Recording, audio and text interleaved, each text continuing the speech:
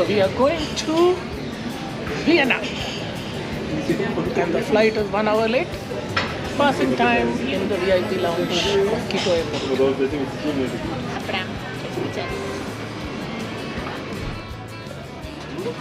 Hi.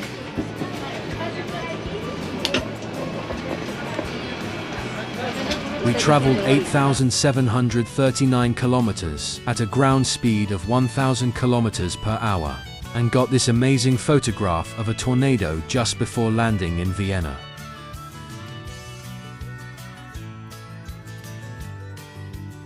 So, let me first tell you about getting around in Vienna. Of course, you can use Uber or other taxi, big bus or the hop-on hop-off options. But we chose to travel around Vienna in their very cheap and efficient public transport system. For this, I downloaded their IVIE app, provided by the tourism department. There, in addition to all the information, maps and links, to buy tickets, you can also buy the Vienna travel card, which gives you unlimited travel across all public transport, for the validity of the card. We bought a 48-hour card, which in addition to unlimited travel in all metros, trains, and buses, for 48 hours, also gave us 5 to 15% discount in all entrance tickets. Our first destination was the Belvedere Palace, rising like a Baroque dream on Vienna's skyline. The Belvedere Palace is more than a monument, it is a celebration of beauty, power, and art.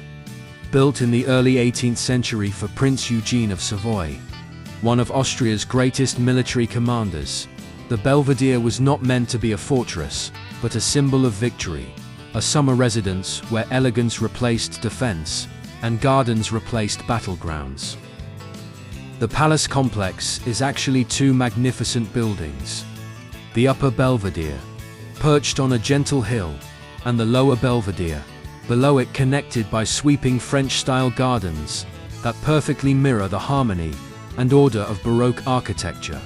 Today, the Upper Belvedere houses one of Austria's most treasured art collections, from medieval altarpieces to 19th and 20th century masterpieces.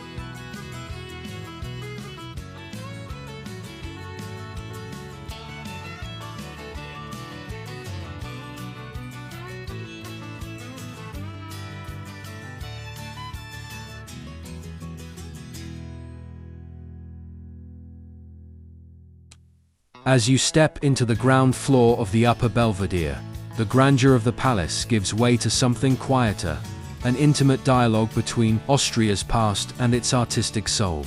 These halls trace the origins of Austrian art, where medieval devotion meets the dawn of Renaissance humanism.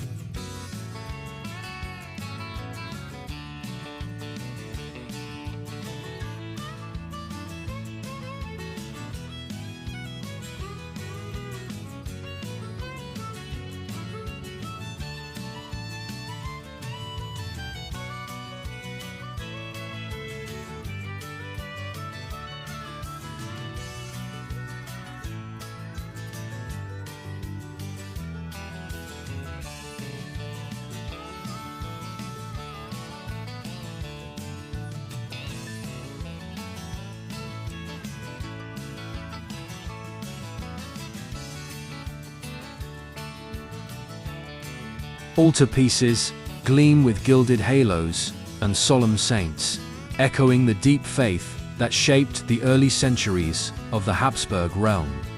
Each panel is more than paint and wood. It is a fragment of a world where art and belief were inseparable.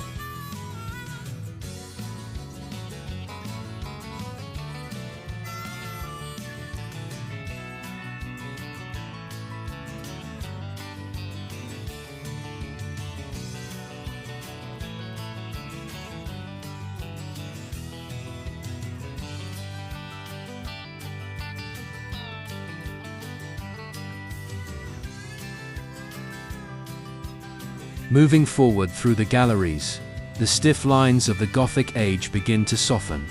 Faces grow more human, landscapes begin to breathe. You can almost feel the centuries turning, from sacred stillness to the stirrings of realism. Here, painters like Roland Frew and Michael Packer bridge that transition, filling the room with an aura of devotion and discovery.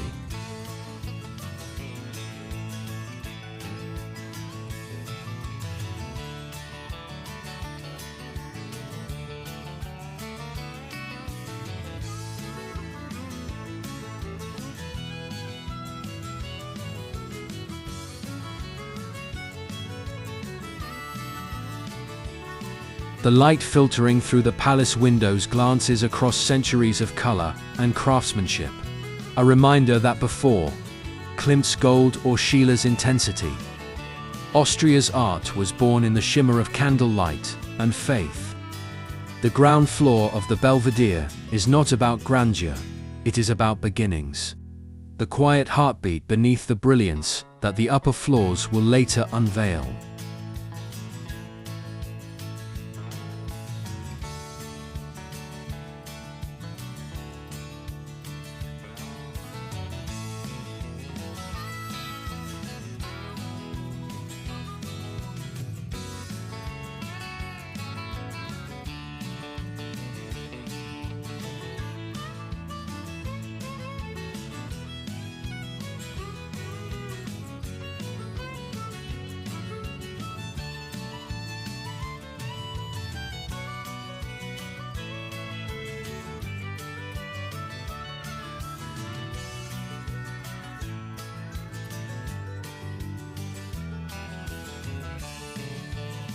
As you ascend to the first floor of the Upper Belvedere, the mood shifts.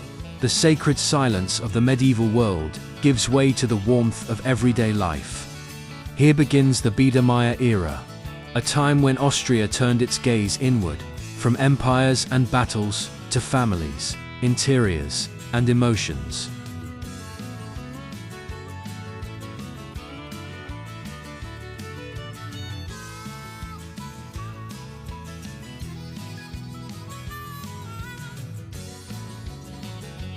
Look up, and the Belvedere reveals its other masterpiece.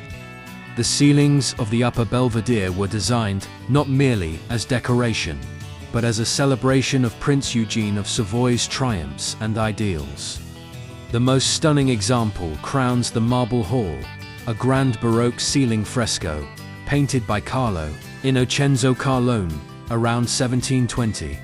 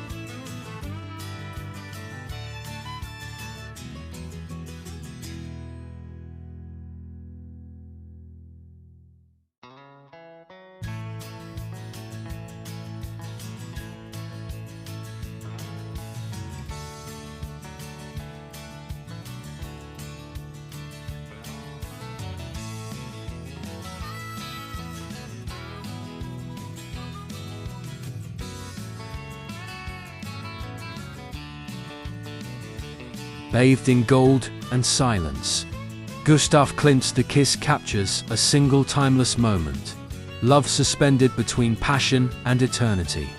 Created in 1908, at the height of Vienna's golden age, it unites man and woman in a mosaic of shimmering patterns, strength and tenderness intertwined.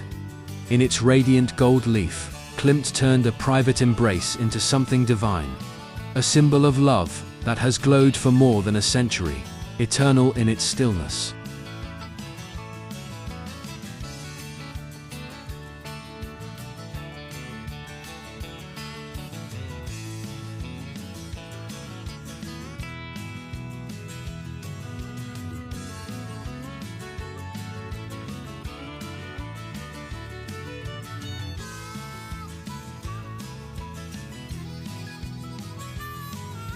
Gustav Klimt was renowned as a painter of women.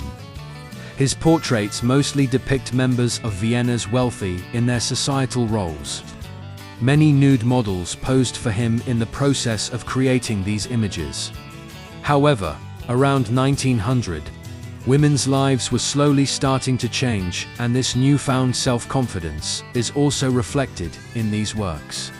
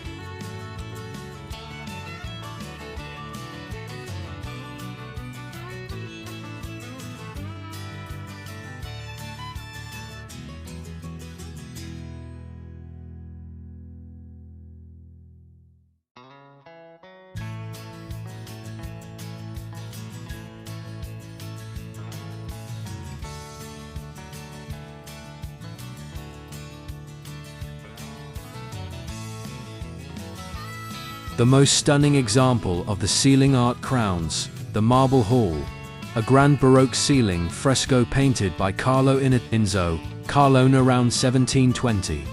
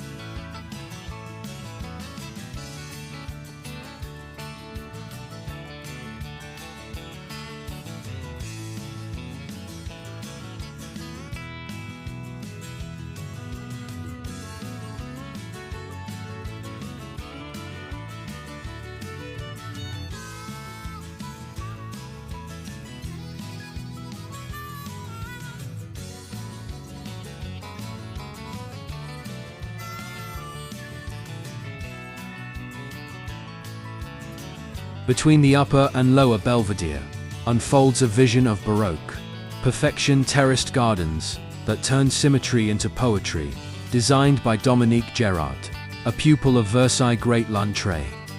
The gardens rise in 3 levels, symbolizing the journey from earth to heaven.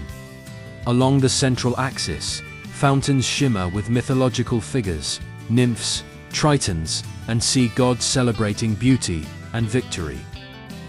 Sculpted hedges, marble balustrades, and flowered paths frame the palace in harmony. While Vienna's skyline glows beyond, here, nature becomes art, and every reflection in the water whispers of a golden age, when elegance was the measure of power, and peace was painted in stone and sunlight.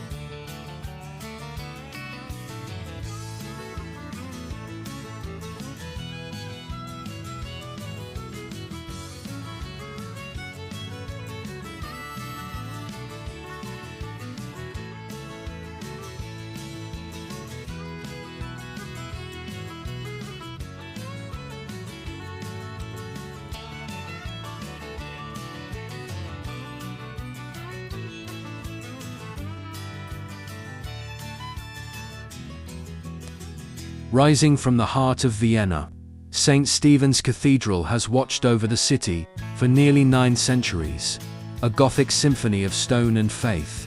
Its multicolored tiled roof, glittering with over 230,000 glazed tiles, forms Vienna's most recognizable pattern, a mosaic of eagles, crowns, and history itself. Inside, light filters through high vaults and carved columns that seem to lift the soul upward. The air carries centuries of prayer, music, and quiet wonder.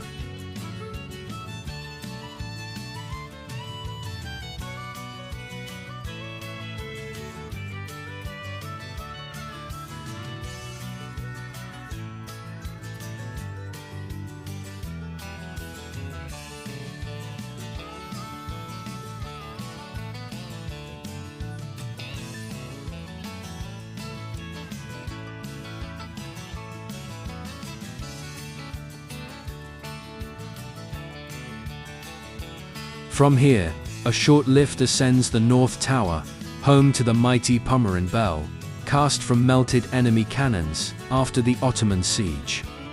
Step onto the viewing terrace and Vienna unfolds, a sea of red roofs, palaces, and church spires, shimmering beneath the Alps. Standing there, wind in your face, you see the same skyline emperors and composers once knew, proof that faith, art, and endurance can outlast every age.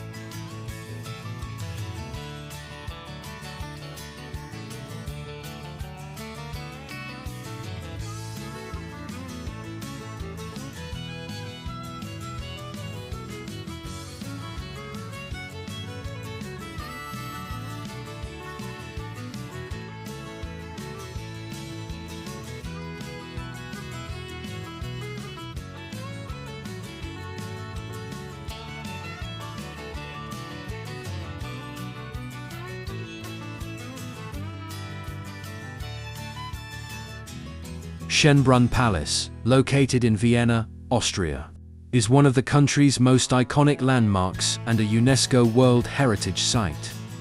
Originally a hunting lodge in the 16th century, it was transformed into a grand Baroque palace in the 17th and 18th centuries under the Habsburg monarchy. The palace served as the summer residence of emperors, most famously Maria Theresa and Franz Joseph. With over 1,400 rooms, stunning interiors, expansive gardens, fountains, and the Gloriette overlooking the city, Schonbrunn reflects the power and elegance of Imperial Austria. Today, it is a major tourist attraction and a symbol of Vienna's cultural heritage. Maria Theresa, the only female ruler of the Habsburg Empire, reigned from 1740 to 1780 and was known for her strong leadership and reforms. She had 16 children, many of whom played key roles in European history, including Marie Antoinette, who became Queen of France. Despite the challenges of raising such a large family, she skillfully balanced her roles as a mother and a monarch, shaping both her dynasty and the future of Europe.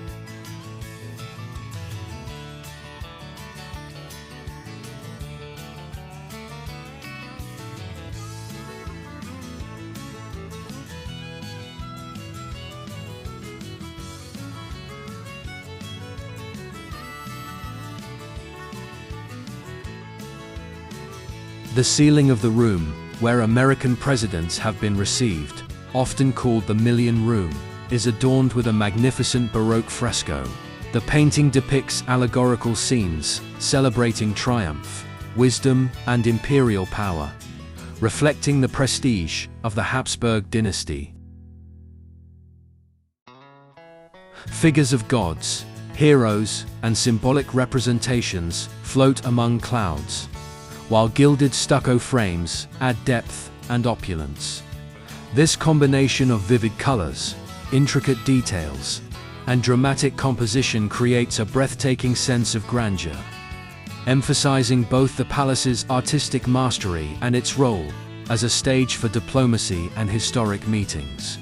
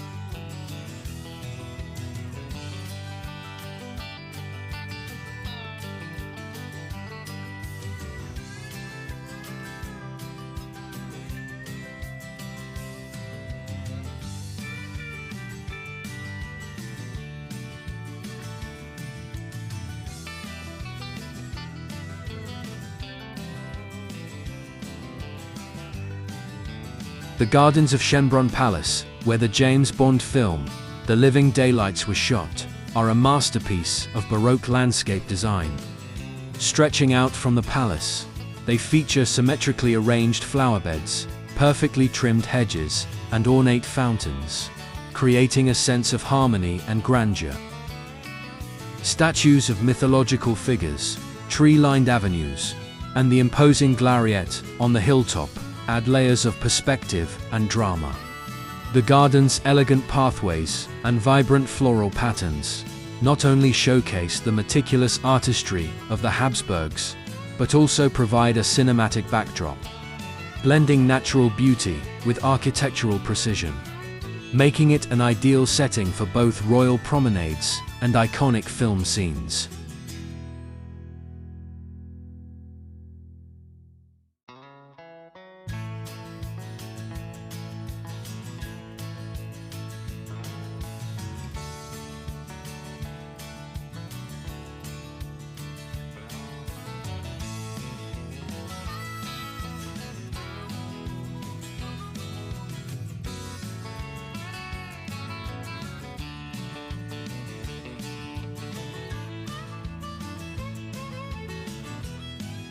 At night we booked to watch a classical concert at the Schonbrunn Palace. This concert is held in one of the grand halls, surrounded by stunning Baroque architecture and gilded decorations. The music, featuring Mozart and Strauss, fills the elegant space, creating an unforgettable experience of imperial grandeur. We were not allowed to film during the concert, so the magic of the performance must be fully absorbed in the moment, making it a truly immersive and timeless experience.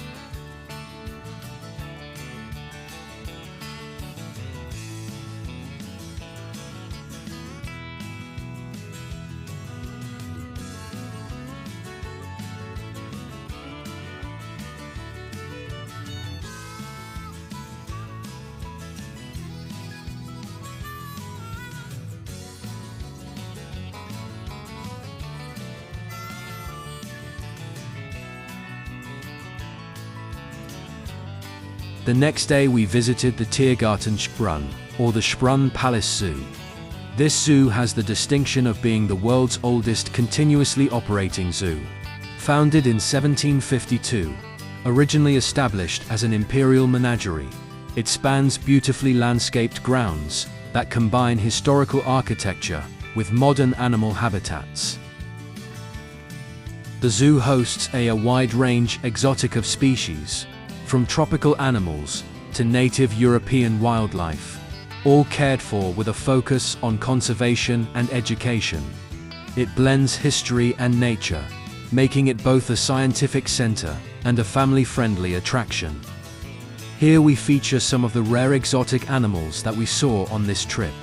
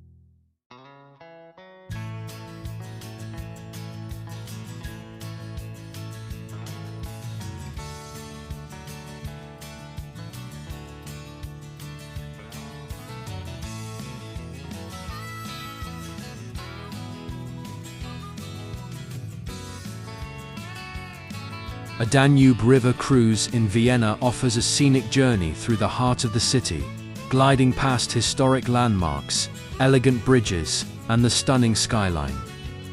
From the water, you can admire the blend of imperial architecture, modern buildings, and lush riverbanks, all while enjoying a relaxing and picturesque experience. It's a peaceful way to see Vienna from a fresh perspective and capture its charm from the iconic Danube.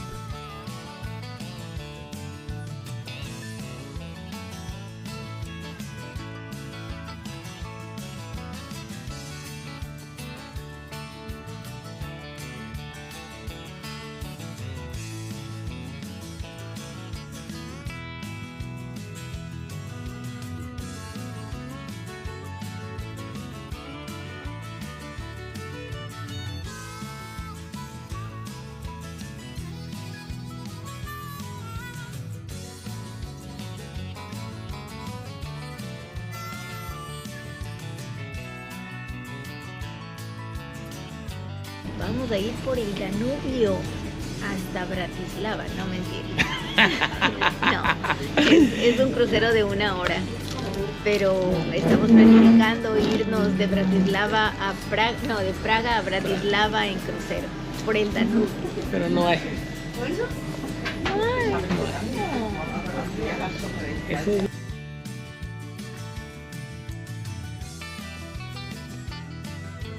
Cozy liner cruises and cruises with a variety of themes, showing you the captivating world on the shores of the Danube. A tip: use our free Wi-Fi with special guest information on your smartphone in order to receive more detailed information on the route, the ship.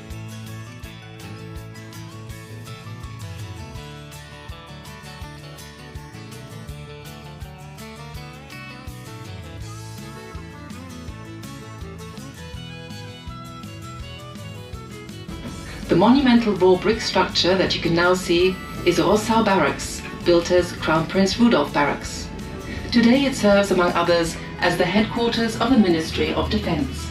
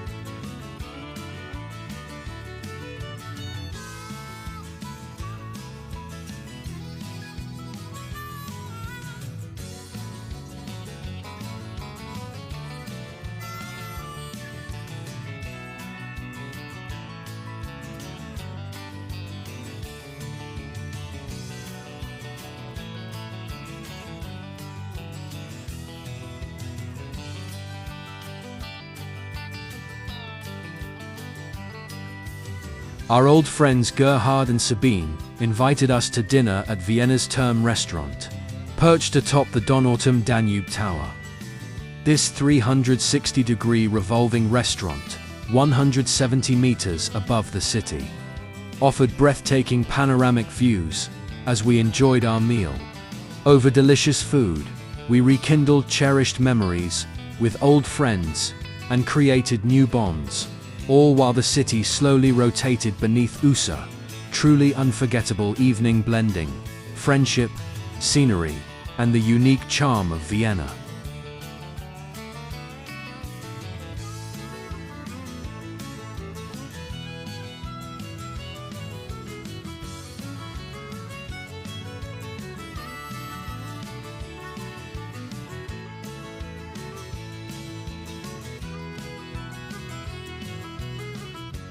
So we just boarded a train from Vienna to Prague.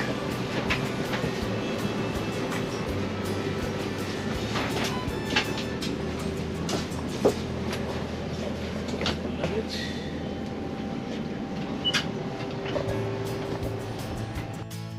And thus ended our amazing trip to Vienna, and we headed to our next destination, Prague, in the Czech Republic. Stay tuned for the next video, which will soon follow from Prague.